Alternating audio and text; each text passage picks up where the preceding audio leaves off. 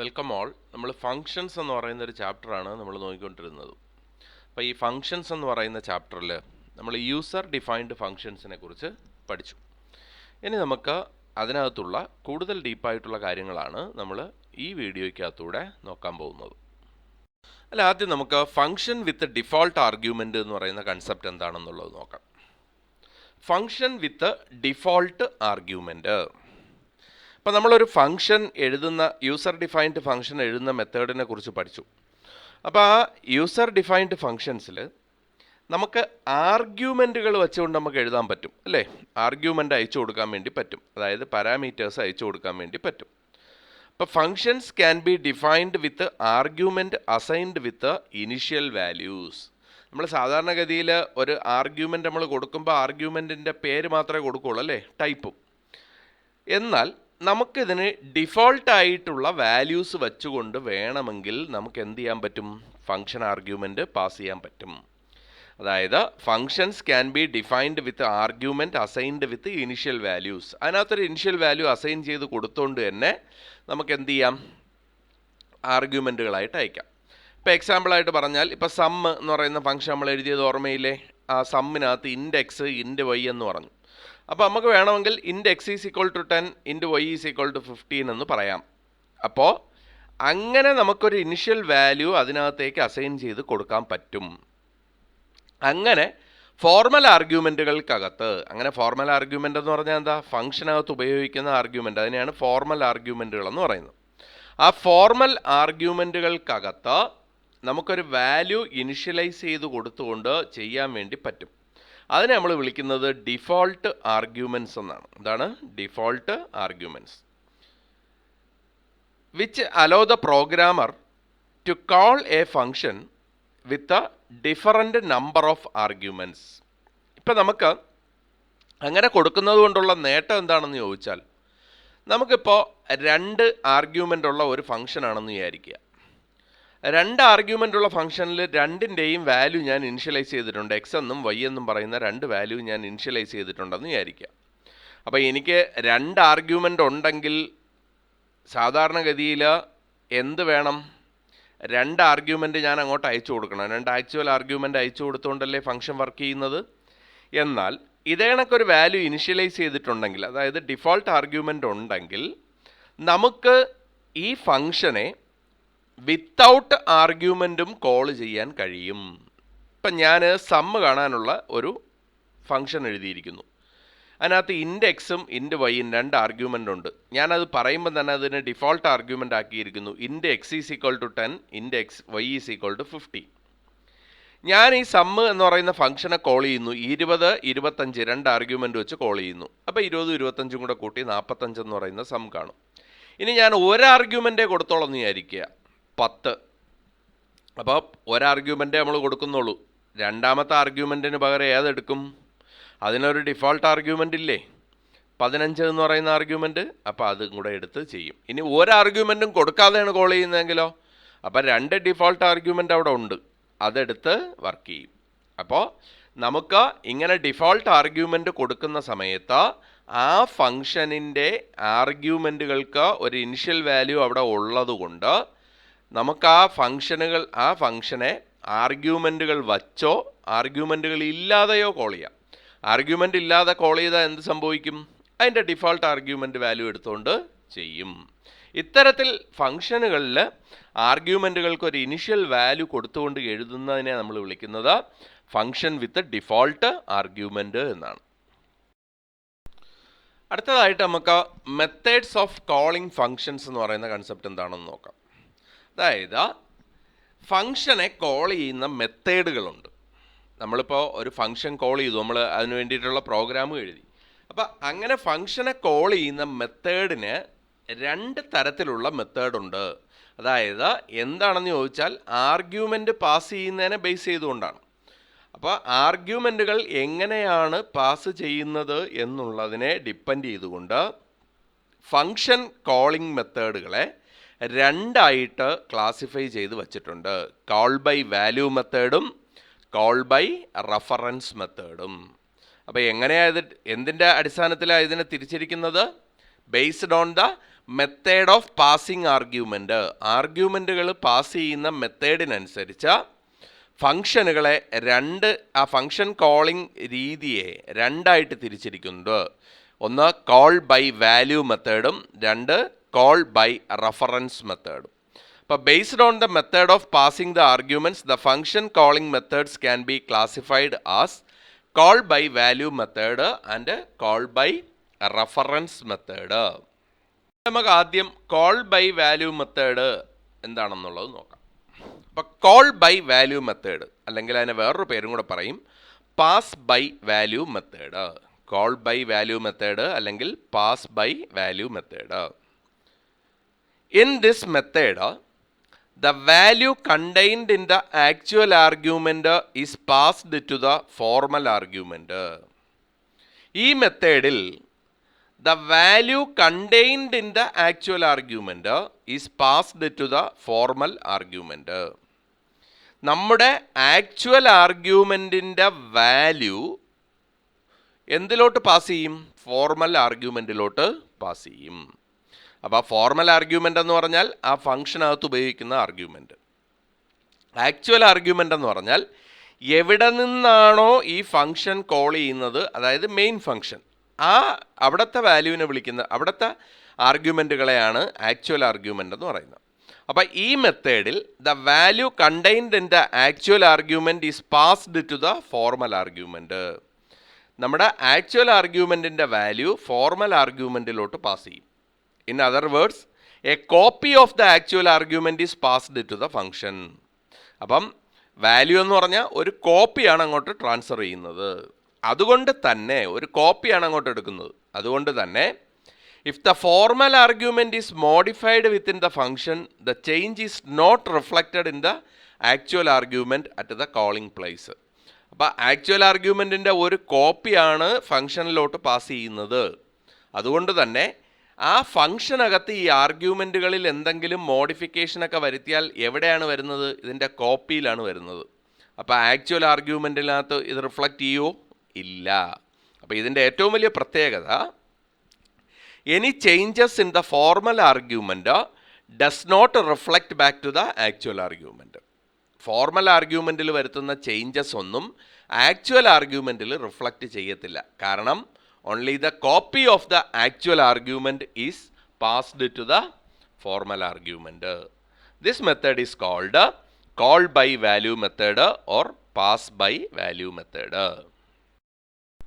അടുത്ത ഒരു മെത്തേഡാണ് കോൾ ബൈ റഫറൻസ് മെത്തേഡ് അല്ലെങ്കിൽ പാസ് ബൈ റഫറൻസ് മെത്തേഡ് എന്ന് പറയുന്നത്. അപ്പോൾ നമ്മൾ നേരത്തെ പഠിച്ച കോൾ ബൈ വാല്യൂ മെത്തേഡിൽ വാല്യൂ ആണ് പാസ് ചെയ്യുന്നത്. നമ്മളിപ്പോൾ സാധാരണഗതിയിൽ എഴുതുന്ന എല്ലാ ഫംഗ്ഷനുകളും ഒക്കെ ഈ ഏത് മെത്തേഡിലാണ്? കോൾ ബൈ വാല്യൂ മെത്തേഡിലാണ് എഴുതുന്നത്. കോൾ ബൈ റഫറൻസ് മെത്തേഡിൽ when an argument is passed by reference, the reference of the actual argument is passed to the function. Call by value മെത്തേഡിൽ അതിൻ്റെ വാല്യൂ, അതിൻ്റെ ഒരു കോപ്പി മാത്രമായിരുന്നു ട്രാൻസ്ഫർ ചെയ്യുന്നത് എങ്കിൽ ഈ മെത്തേഡിൽ എന്ത് തന്നെ അങ്ങോട്ട് പാസ് ചെയ്ത് കൊടുക്കും? അതിൻ്റെ ആക്ച്വൽ റഫറൻസ് തന്നെ അയച്ചു കൊടുക്കും. As a result the memory location allocated to the actual argument will be shared by the formal argument. അപ്പോൾ ഇതിൻ്റെ റഫറൻസ്, ആ റഫറൻസ് തന്നെ അയച്ചു കൊടുക്കുന്നുണ്ട്. അവിടെ അതിൻ്റെ ഏത് മെമ്മറി ലൊക്കേഷൻ തന്നെ ആയിരിക്കും അവിടെയും ഷെയർ ചെയ്യുന്നത്? ആക്ച്വൽ ആർഗ്യുമെൻറ്റിൻ്റെ മെമ്മറി ലൊക്കേഷൻ തന്നെ ആയിരിക്കും ഫോർമൽ ആർഗ്യുമെൻറ്റിലും ഷെയർ ചെയ്യുന്നത്. So if the formal argument is modified within the function, the change will be reflected in the actual argument at the calling place. അപ്പോൾ ഇതിൻ്റെ റഫറൻസ്, അതായത് ഇതേ മെമ്മറി ലൊക്കേഷൻ തന്നെയാണ് അവിടെയും ഷെയർ ചെയ്യപ്പെടുന്നത് ഫോർമൽ ആർഗ്യുമെൻറ്റിന്. അപ്പോൾ ഫോർമൽ ആർഗ്യുമെൻറ്റിൽ എന്തെങ്കിലും മോഡിഫിക്കേഷനൊക്കെ വരുത്തിയാൽ അത് എവിടെയും വരും? ആക്ച്വൽ ആർഗ്യുമെൻറ്റിനകത്തും വരും. അതായത് എവിടെ നിന്നാണോ കോൾ ചെയ്യുന്നത് അവിടെ ആ ആക്ച്വൽ ആർഗ്യുമെൻറ്റിൻ്റെ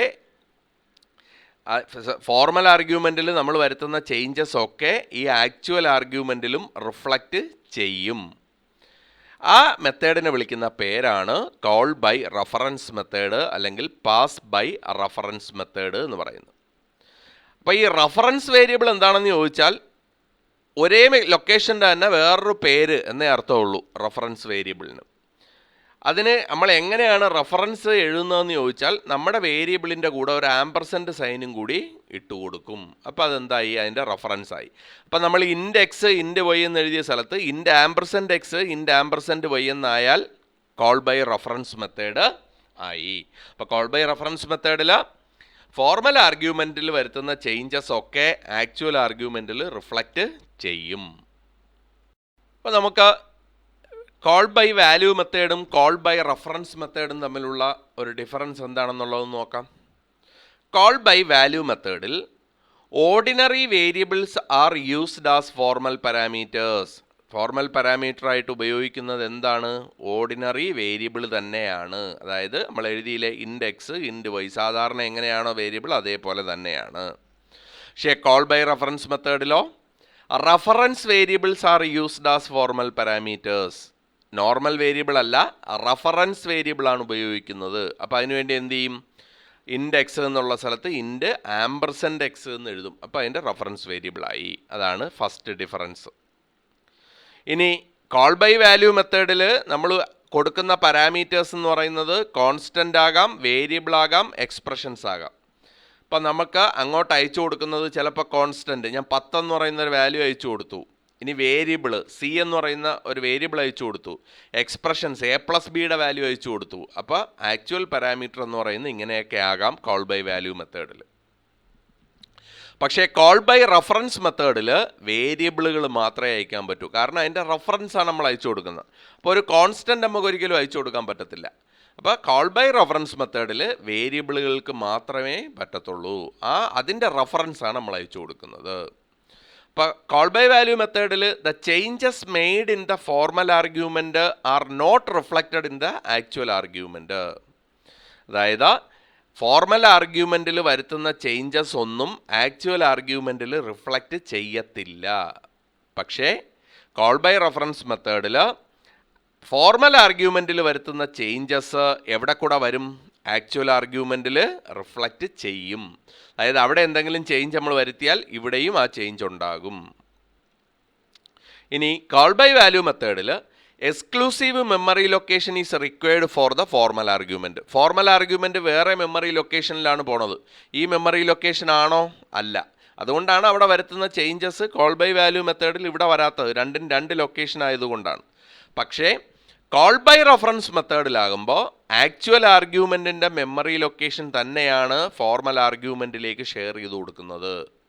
ഇതാണ് കോൾ ബൈ വാല്യൂ മെത്തേഡും കോൾ ബൈ റഫറൻസ് മെത്തേഡും തമ്മിലുള്ള ഡിഫറൻസ് എന്ന് പറയുന്നത്. ഇനി നമുക്ക് കോൾ ബൈ റഫറൻസ് മെത്തേഡ് ഉപയോഗിച്ചുകൊണ്ട് ഒരു പ്രോഗ്രാം ചെയ്തു നോക്കാം. ഇപ്പോൾ നമുക്ക് to swap the values of 2 variables, 2 വേരിയബിളിൻ്റെ വാല്യൂസ് തമ്മിൽ സ്വാപ്പ് ചെയ്യണം എന്ന് പറഞ്ഞാൽ അങ്ങോട്ടും ഇങ്ങോട്ടും ആ വേരിയബിളിൻ്റെ വാല്യൂ മാറ്റണം. അതിനുവേണ്ടി നമ്മൾ എന്താണ് ചെയ്യുന്നത്? To swap the values of 2 variables. അപ്പോൾ നമുക്ക് hash include IO stream using namespace STD void swap int ampersand X comma ഇൻഡ് ആംപർസെൻറ്റ് വൈ.